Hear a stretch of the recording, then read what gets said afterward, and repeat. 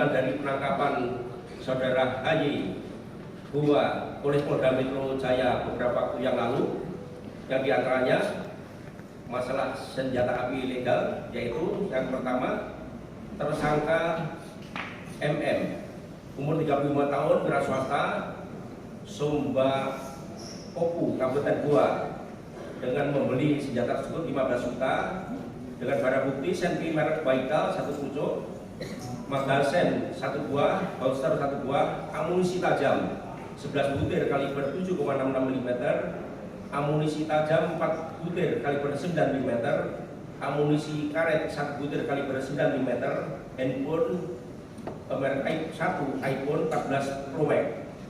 Kemudian yang tersangka yang kedua yaitu RO 44 tahun, pekerjaan karyawan swasta, Kecamatan Tamalate, Kota Makassar, dengan membeli 6 juta barang bukti senjata api merek Six Shower P226 lokal 1 pucuk, senjata airgun 1 pucuk, magazen 1 buah, kotak senjata 1 buah, amunisi karet 1 butir, kemudian amunisi tajam ada 5 butir. Tersangka yang ketiga yaitu RI 45 tahun, pekerjaan pegawai BUMN Kecamatan Kesu, Torut, Toraja Utara, dengan membeli 6 juta jenis senjata api yang dimiliki, yang padanya senpi jenis Baikal lokal 1 pucuk, magazen 1 buah, kotak senjata 1 buah. Kemudian yang keempat tersangka FD alias I, umur 33 tahun, wira swasta, Kecamatan Maniso, Kota Makassar, dengan membeli 30 juta jenis senjata api yang ada padanya FN 1911 1 buah, magazen 1 buah.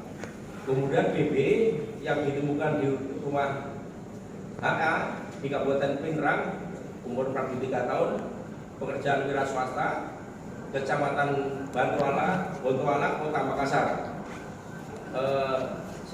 Holster senjata 1 buah, senpi jenis B20 Combat 1 pucuk, magazen 3 buah, amunisi tajam 8 butir. Ini sudah dibawa ke Polda Metro Jaya, dan 4 tersangka yang di atas tadi merupakan pengembangan dari tersangka yang dari Polda Metro Jaya. Beberapa waktu yang lalu sempat muncul di media. Kalau melihat memang untuk senpinya ya sepertinya ya, tapi untuk kepastian tunggu nanti dari lapor.